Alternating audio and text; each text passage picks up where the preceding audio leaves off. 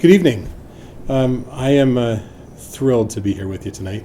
My name is Ken Knapton. I am obviously running for Highland City Council.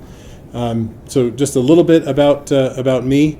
From a background perspective, I have worked in high tech my whole career. I've been here for 30 years. Been primarily started out as a programmer. Worked my way up to chief technology officer, architect kind of roles, and then kind of shifted over on the operational side. So I've been a CIO, chief information officer, for the last 15 years. Worked in various industries. I've been at the executive level for quite some time, helping companies of all sizes to continue to operate and run their business and grow their business. I'm currently working at a bank, so I'm in the financial industry. The reason why I decided to throw my hat in the ring for City Council is because I want to keep Highland the city that drew us here.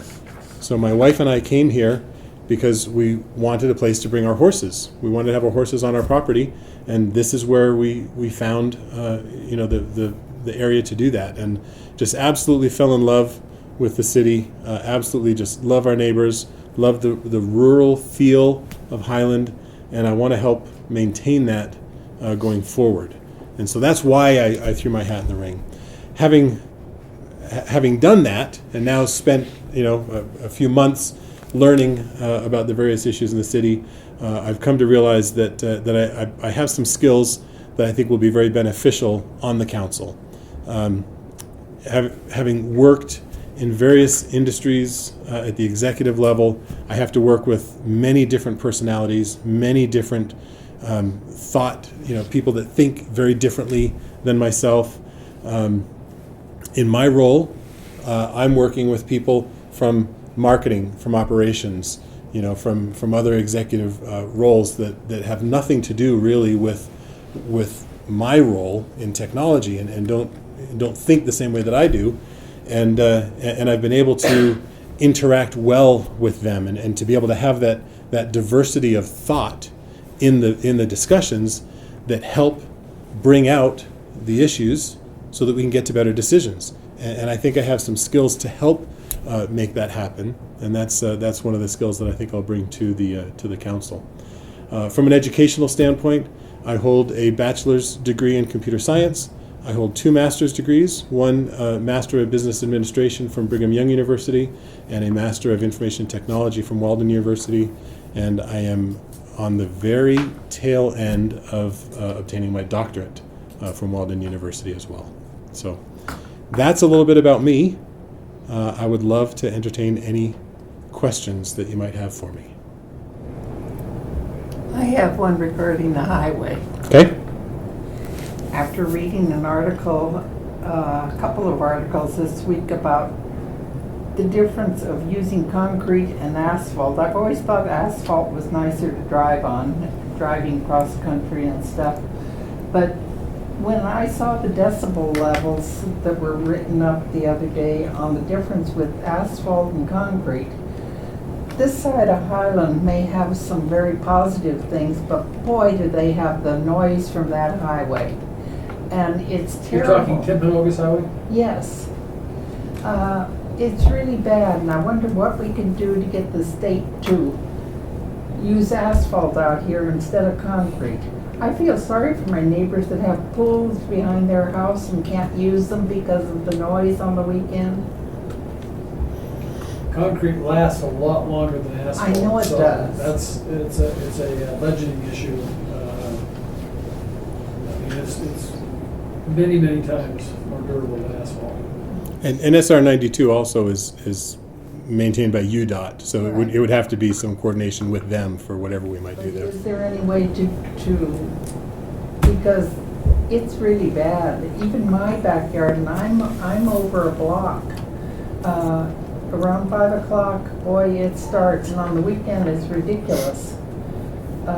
You can really hear a lot, and I hear about it from my neighbors like crazy. Was there a study saying that asphalt is a lot quieter than concrete? I hadn't heard that before. Oh. I'm sure they've done the study, the Oh. decibel levels on Yes. almost all that stuff, because they have to determine where sound walls are appropriate, what warrants I that. kept the Everything's article. done by warrant study in the state of Utah, and that is they establish what that should be, what those means should be, and then if it meets the warrant conditions, then they work on it. If it doesn't meet warrant conditions, they don't. I mean, everything from stoplights to pedestrian traffic and all those other things are based on what the standards have been determined to be. And they change them annually. They look at everything and revise them as time goes on. But you wouldn't get sound walls or anything else unless you were getting them because they are interfering now. That highway's been in there from the time it was dirt. It was still established as a road. And the reason it was first improved was it got some national money because it went up to Technologies, which is a national park. So in regards to, or national monument, in regards to what we can do, again, it is the highway. It is noisy and all of those things, but I think if we were talking sound walls, it would be a big cost on us. This They would might be more fund of a- this something. would be more of a state legislation issue than a city issue, probably, right? Well, You lost control of your meeting. It's all good. Either way, it is. I know what it's like. I can tell the time of day by it, but Sundays are pretty good. Yeah, Sundays are pretty good, but, You can keep the It's stores just- closed on Sunday. You can do that. There you go. with the There you go. homes that are along there are a lot of homes in there, and it is a very noisy, very distracting, and a wall wouldn't do it. But cutting down concrete to asphalt, if they could just do it from the city limits to the turn in the corner. Is there another question here? Yeah, so governments tend to have an insatiable desire for revenue. We talked earlier, I think it was even, we brought up Lehigh. Mhm. They have high density, they have businesses, and yet I think if you were to ask their city council and their leaders, they need more revenue. So given that reality, what's something that the city is currently doing that you would look to stop doing in order to cut back costs? Kevin, would you talk a little louder and repeat that? Yeah, so Yeah. it was the question I asked earlier about what's something the city does now that you would stop doing in order Oh, okay. to Thank you. preserve revenue? Yeah, so great question. And I don't know that I have a good answer yet for, I will say that anytime you look to balance the budget, you either reduce expenses or increase revenue, right? And I do think that you always want to look at the expenses first. So I agree with the intent of the question. I don't know specifically what I would say the city is doing today that we should stop doing. I think that a problem that we have is that there hasn't been a lot of forethought as things have been put into place. I don't think that there's been a lot of looking forward to say, what is this going to cost us 10, 15 years from now to maintain or to overhaul? I think one example where they've done a good job of that is in the pressurized irrigation system. I think if you look at the pressurized irrigation system, they've looked out X number of years and said, here's the warranty on these parts, and this is when they're going to die, and we're going to have to replace them. So these are the costs for this system. I think what we have to do is take that approach to everything else. I don't think that same discipline has occurred across the board.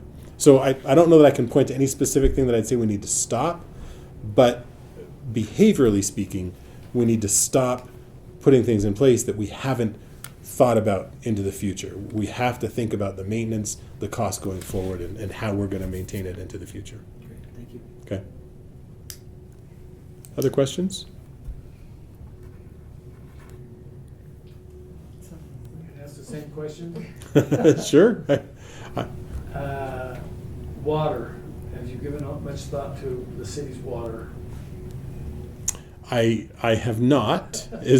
What is it specifically So from? we have a limited amount of water, and we have an increasing population, Mhm. and somewhere there's going to be a crisis is going to occur, both infrastructurally wise and from quantity wise. So haven't given that a whole lot of thought at this point.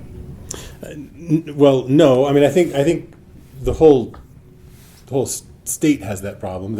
Especially Utah County, right? We're growing quite quickly, and there is a limited supply of water, to the whole area. So I think that's a problem that we all have to look at. When I say we all, I mean all of the various cities. So no, I wouldn't say that I've put specific thought into it, but I do think you bring up a good point that that's something that we, again, looking forward, right? As we're making decisions on the council, we need to be looking forward. And one of the things that we would look forward with regard to would be with regard to water. As we talk about building new residential areas, new buildings, we've got to think about how that impacts all of the infrastructure, and water is certainly one of them that we have to consider. So as far as like looking forward, it's been since '07 since the general plan of Highland has been looked at. When that's looked at, my question is there something that you would like to see changed? What is your vision for Highland? Do you anticipate creating different rules around density and things like that, or do you like the plan as it is? So, generally speaking, I like the plan the way it is. I think that one of the reasons that I am running is to preserve the R140 density. I like the fact that the plan says that we are a bedroom community. That defines, what we are. We're a bedroom community. We're low density. We're large lots. We're rural. So all of those things, I think I would like to ensure that we preserve as the master plan is updated. Where I think we need to look carefully is at some of the specifics in the plan. The roads, right? The through streets, the connector roads. There's some roads that have for 20 or 30 years been in the plan to say this is going to be a connector road. Does it still make sense? It's not there yet. Does it still make sense for that to be the connector road? Is that what we should do? I think we need to look at the traffic patterns and make sure that the master plan aligns with the changes that have happened in the last 11 years, right? So generally speaking, it should stay pretty much the same. But we need to look at the specifics and make sure we're updating it according to the things that have occurred. So if a builder comes in and says, you have a deficit, I have money, let me give you money, and you won't have a deficit, but I need twice as much density, you say? So any request to change from the master plan would take a lot of scrutiny on my part. I would look very carefully at that, and I can say with a fair amount of confidence that I would most likely deny those requests. I can't say definitively because there's always exceptions. There's always things we have to look at for each individual case. But as a general rule, I want to stick to the master plan. I want to stick to this is what made Highland Highland. This is why we moved here. This is why a lot of people moved here. We don't want to start making these little exceptions, these little changes that all of a sudden are inch by inch going to change what that feeling is in Highland, right? This is why we're here. And so I'm running to help preserve that, not to change it. So do you feel, kind of as a follow-up question, do you feel like you have a pulse on your neighbors and your community that you feel confident that when this comes up, because it's going to have to be looked at, you can say, my neighbors don't want this. Like, I feel confident in representing them and saying they do not want high density. Yes. Well, so let me answer that question in two different ways. So I think for certain things, yes, I feel like I have a fairly good pulse, and the reason is because I'm out knocking doors as part of this campaign. Every night I'm out talking to different people in different parts of the city, trying to make sure that I hit all of the different areas of the city, specifically to get that diversity of thought and understand what people want and what they don't want. And I will continue to do that as a city council member as things come up on the agenda. If it's something that is more controversial or something that maybe I don't think I have a good feel for it, I'll go out to that specific area, talk to the neighbors, and make sure that I know what they want before I come to council meeting. So that's the first answer. The other way that I'll answer that question is, as I mentioned, I've made my career in technology, and I believe that there are ways that we can improve communication from the city to the residents and the other way as well. One of those, just one example of those ways of doing that is I've created an SMS text alert system already, and I've already started getting people to sign up for it. And I text out to them, hey, this is on the agenda tonight. Apple Creek is going to be discussed tonight. Let people know what's coming up on the agenda. Let people know how the votes went. And I can also use that to say, are you in favor of Apple Creek? And they can respond back with a yes or a no. Yeah, and then I can actually bring that information to the council meeting and say, hey, here's what I just found from, X number of people that are on my list. This is what they think. Now that doesn't mean that that's going to be always, the majority of residents, but at least it will help give a pulse. 5 minutes. Thank you. How big a piece of land do you have? Just slightly over an acre. So how does water affect you? So it Animals drink. they do, yeah. I don't know that water affects us. We've set up a watering system for the horses. Obviously, they have to drink all through the winter as well as the summer. So we have culinary. We also have secondary water that we use. So we have water for them. We have a little bit of a pasture as well that we keep water. So Question for him. yes. To maintain the open space, the rural atmosphere, would you support increasing property taxes? So I don't know that I would say specifically in order to maintain the rural feel that I would do that. But I do think that in order to balance the budget, we all know that by 2022 there's going to be a deficit. We're going to be operating in the red. Again, I think we look at expenses first, but I do think that there's going to be a component of tax increase that is going to have to come into play to help balance that budget. Yeah, I believe that too. By the way, if anybody is interested in joining the SMS text alert system, it's on my website. It's just a phone number. You just text the word Knapton to that, and you'll start getting the text about it. So. Other questions for me?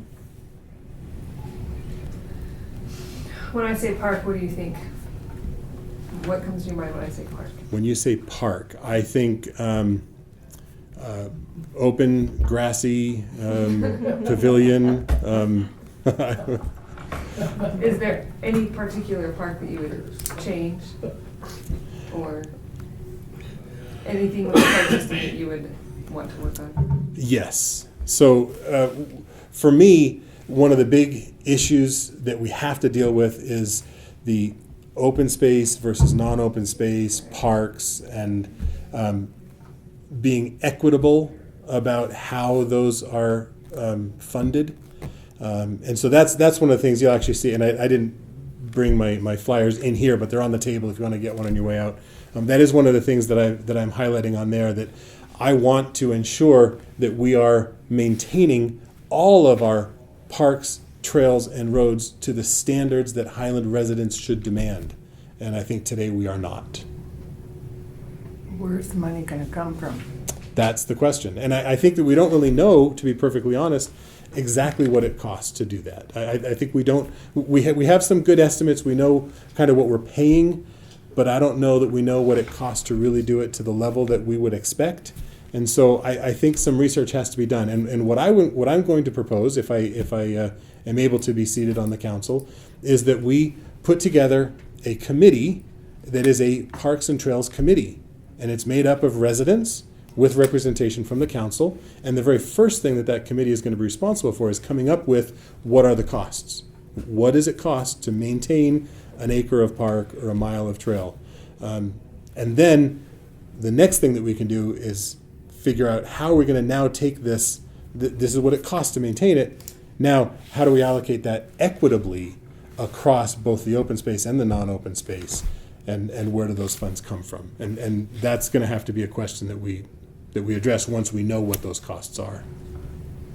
Could we privatize some of the parks and let the actual neighborhoods buy them back, and then they charge HOA? You know what I mean? Because I don't use parks in So I'm like, That's a very controversial I'm subject sure it you is. bring up. It is, and I think there's multiple ways to address that, and I think it's worthy of discussion. Okay. I think it's I just worth. wondered if it had been discussed. Yeah, I think it's worthy of discussion for that, because I do think that there are some creative ways that we can save expenses from the city, so we don't have to raise taxes, and get the maintenance that we need out of our parks.